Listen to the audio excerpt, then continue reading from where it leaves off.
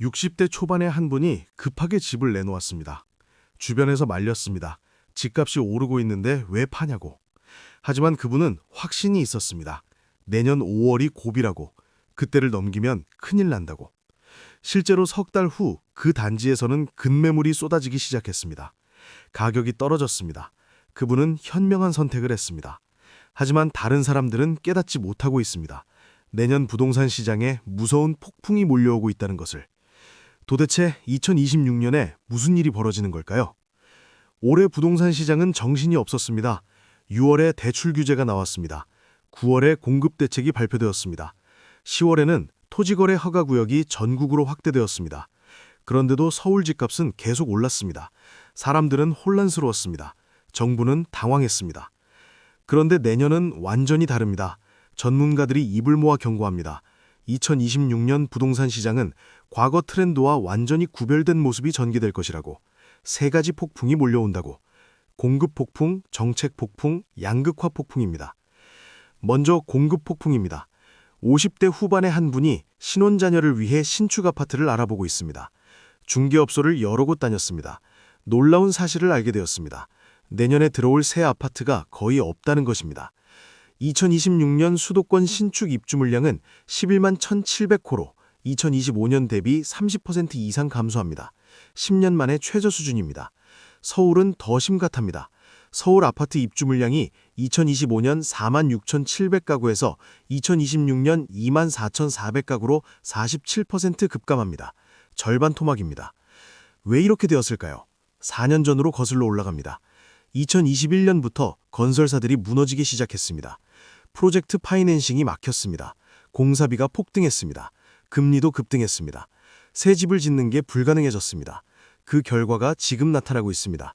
지을 집이 없으니 완성되는 집도 없습니다. 공급 절벽입니다. 내년이 정점입니다. 이후로도 당분간 물량이 적을 것입니다. 강한 양극화가 전개될 가능성이 높습니다. 공급이 줄면 가격이 오를까요? 이론적으로는 그렇습니다.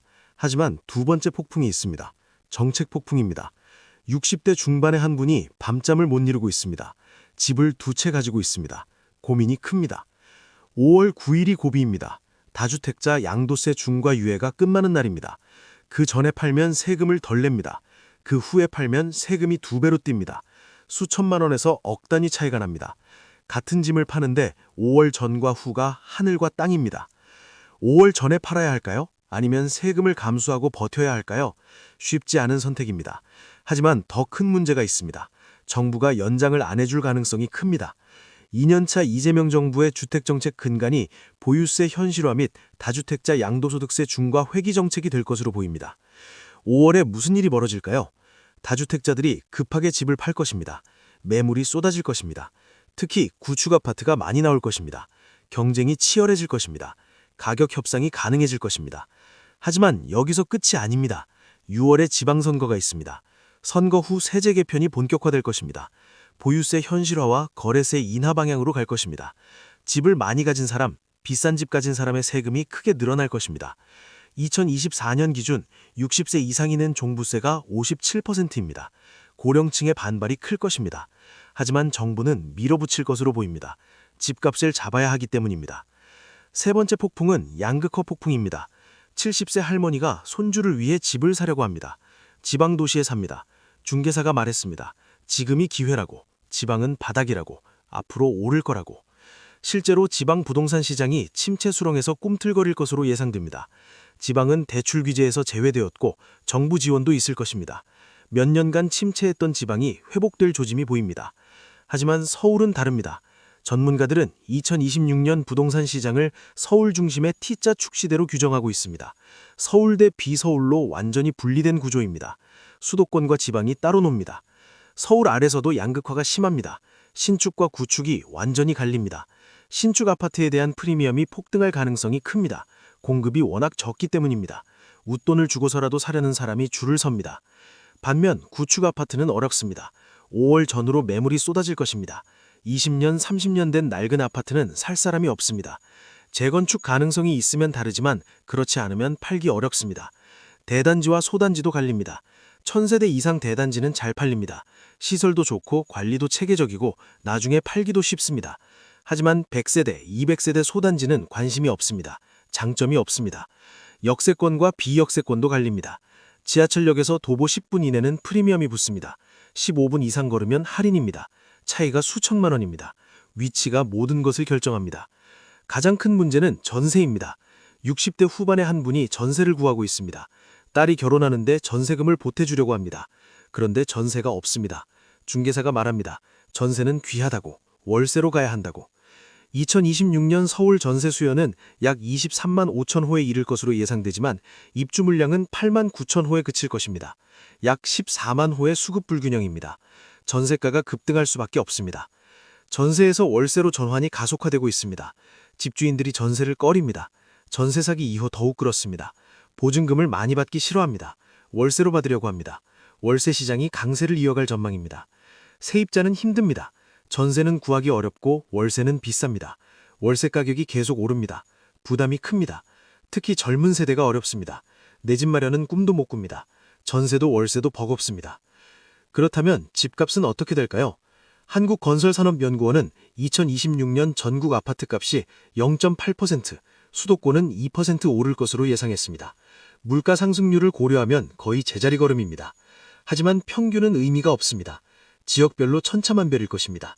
서울 신축은 크게 오를 것입니다. 지방 구축은 떨어질 것입니다. 중간은 없습니다. 극단만 있습니다. 양극화가 모든 것을 설명합니다. 그렇다면 어떻게 대응해야 할까요?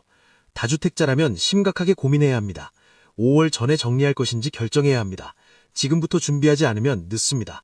5월이 다가오면 경쟁이 치열해집니다. 어떤 집부터 팔아야 할까요? 규제지역 집을 먼저 팔아야 합니다. 세금이 가장 많이 나오기 때문입니다. 구축 아파트도 빨리 처분해야 합니다. 나중에는 더 팔기 어렵습니다. 오래 보유한 집, 이익이 난 집을 우선 정리해야 합니다. 1주택자라면 조심해야 합니다. 지금 급하게 살 필요는 없습니다. 5월까지 기다려보는 게 좋습니다. 급매물이 나올 수 있습니다. 가격 협상이 가능해질 수 있습니다. 서두르지 마십시오. 내 집 마련을 준비한다면 매물을 주시해야 합니다. 5월 전후로 좋은 물건이 나올 수 있습니다. 다주택자들이 급하게 파는 집을 노려야 합니다. 그때가 기회일 수 있습니다. 현금을 준비하고 기다려야 합니다. 신축을 원한다면 다릅니다. 신축은 물량이 적습니다. 경쟁이 치열합니다. 마음에 드는 물건이 있다면 놓치지 마십시오. 기다린다고 싸지지 않습니다. 오히려 더 비싸집니다. 전월세를 구한다면 일찍 움직여야 합니다. 전월세 시장이 어렵습니다. 계약 만료 석 달 전부터 알아봐야 합니다. 선택지를 넓혀야 합니다. 조건을 타협할 준비를 해야 합니다. 투자를 생각한다면 준심해야 합니다. 내년은 투자하기 좋은 해가 아닙니다. 변수가 너무 많습니다. 공급 폭풍, 정책 폭풍, 양극화 폭풍, 세 가지가 동시에 몰려옵니다. 예측이 어렵습니다. 전문가를 활용하십시오. 세무사, 법무사, 중개사와 상담하십시오. 혼자 판단하기 어렵습니다. 특히 세금 문제는 복잡합니다. 전문가 도움이 필수입니다. 현금을 확보하십시오. 기회는 준비된 자에게만 옵니다. 급매물이 나왔을 때 바로 살 수 있어야 합니다. 대출만 믿으면 안 됩니다. 규제가 언제 바뀔지 모릅니다. 조급해하지 마십시오. 급하게 사면 비싸게 삽니다. 급하게 팔면 싸게 팝니다. 여유를 가지고 기다리십시오. 하지만 기회를 놓치지도 마십시오. 준비하고 기다렸다가 기회가 오면 과감하게 결정하십시오. 내년은 후폭풍의 해입니다. 공급 절벽, 세제 개편, 시장 양극화, 모든 것이 동시에 터집니다. 혼란스럽지만 기회도 있습니다. 준비된 사람에게는 기회가 될 것입니다. 자신의 상황을 점검하십시오. 다주택자인지 1주택자인지, 서울인지 지방인지, 신축인지 구축인지, 상황에 따라 전략이 다릅니다. 남의 전략을 따라하면 안 됩니다. 시장을 읽으십시오. 숫자만 보지 마십시오. 매물을 보십시오. 사람들이 어디로 움직이는지 보십시오. 시장은 살아있습니다. 변합니다. 그 변화를 읽어야 합니다. 2026년은 선택의 해입니다. 올바른 선택을 하는 사람과 그렇지 못하는 사람이 갈릴 것입니다. 지금 무엇을 하느냐가 1년 후를 결정할 것입니다. 현명한 판단으로 폭풍을 헤쳐나가시길 바랍니다. 이 영상이 도움이 되셨다면 구독과 좋아요 부탁드립니다. 감사합니다.